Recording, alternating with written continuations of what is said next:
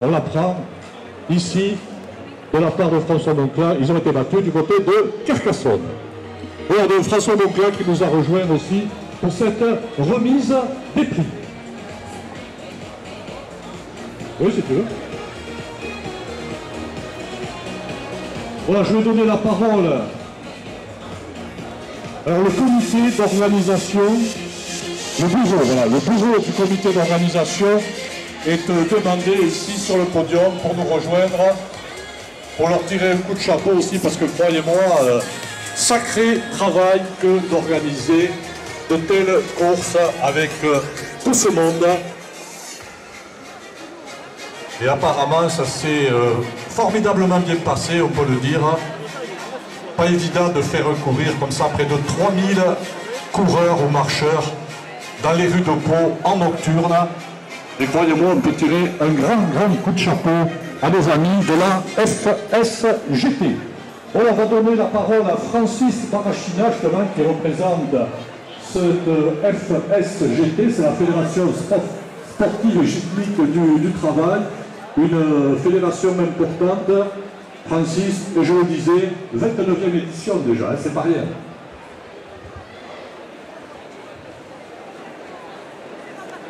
Oui les amis, la FSGT est une fédération omnisport créée en 1934 et elle fête ce mois de décembre ses 80 ans.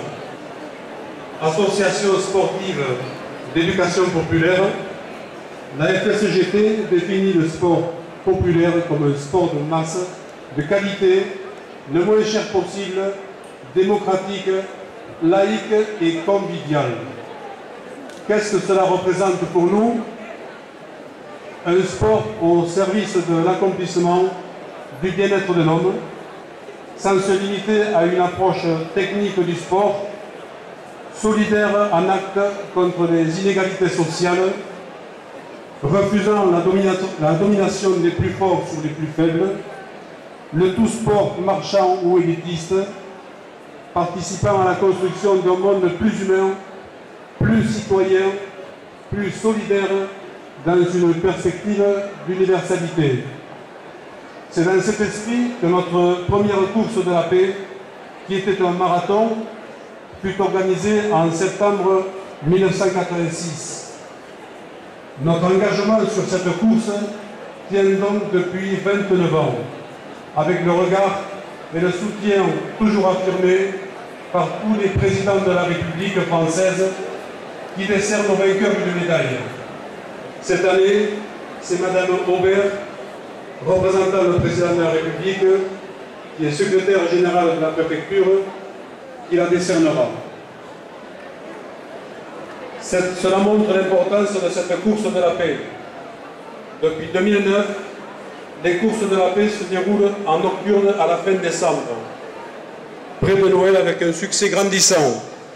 Quelle relation entre les courses de Noël, de la paix et le Père Noël? La fête de Noël garde une très forte connotation de fête de paix et de fraternité entre les hommes, de jeux pour les enfants. Pour nous qui avons été des enfants, oui, nous voulons toujours croire au Père Noël au travers des courses de la paix. Nous voulons croire en la fraternité humaine.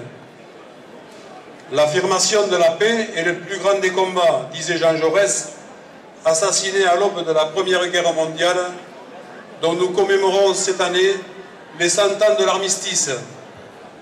Alors que le monde se déchire, en Ukraine, en Syrie, en Irak, en Centrafrique, entre Israéliens et Palestiniens, que les dictatures, le fanatisme et le terrorisme font des milliers de victimes, 147 personnes, dont 132 enfants, dans une école au Pakistan, il y a 6 jours.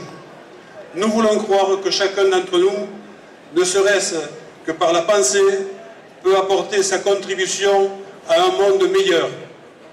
Et nous sommes récompensés par le grand succès de cette 29e édition des courses de la paix. Je finirai en remerciant pour tout cela, vous, coureurs et marcheurs, coureuses et marcheuses, toujours plus nombreux dans votre enthousiasme, vous tous, nos bénévoles, pour votre action et votre constance.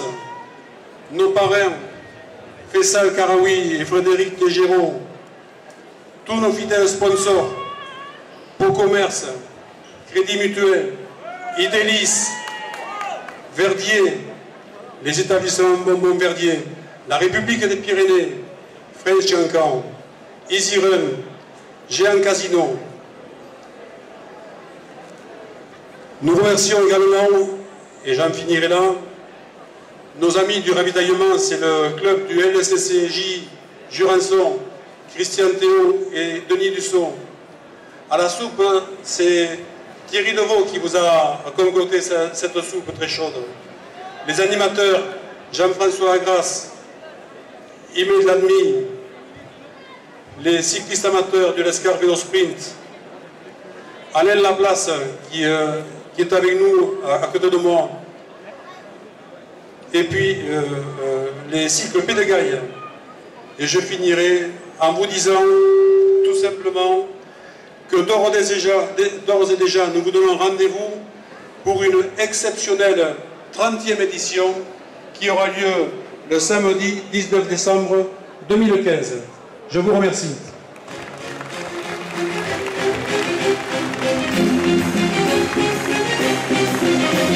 Voilà, merci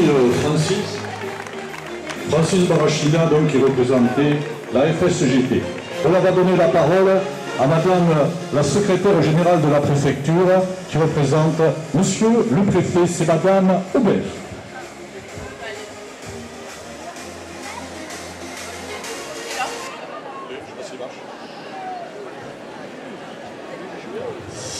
Bonsoir à tous. La course de la paix constitue effectivement un temps fort et particulier dans le paysage des festivités paloises de fin d'année. Rassembler en un même événement la passion du sport, un message de paix et la tradition de Noël, c'est la gageure que tous les ans se répète à la même époque. Pour avoir encore cette année réussi ce pari, un grand merci aux organisateurs, merci à vous tous également, marcheurs et coureurs, dont je tiens ici à saluer la participation pleine de joie, d'engouement à cet événement original et engagé. La plus haute autorité de l'État ne s'y est d'ailleurs pas trompée et a bien entendu votre message de paix et de joie en distinguant depuis ses débuts cette belle initiative par l'attribution d'une médaille des monnaies de Paris. Vous le devez, comme l'a rappelé monsieur, à ces valeurs d'humanisme pour lesquelles vous courez et qui fondent notre socle républicain. C'est donc au nom du président de la République, monsieur François Hollande, que j'ai l'honneur de récompenser ce soir le vainqueur de cette édition 2014 de la course de la paix. Bravo encore à tous les participants et de très joyeuses fêtes. Voilà, merci Madame Aubert, je rappelle, qui représentait Monsieur le Préfet. On va donner la parole aussi à Monsieur le représentant de la ville de Pau, à savoir Monsieur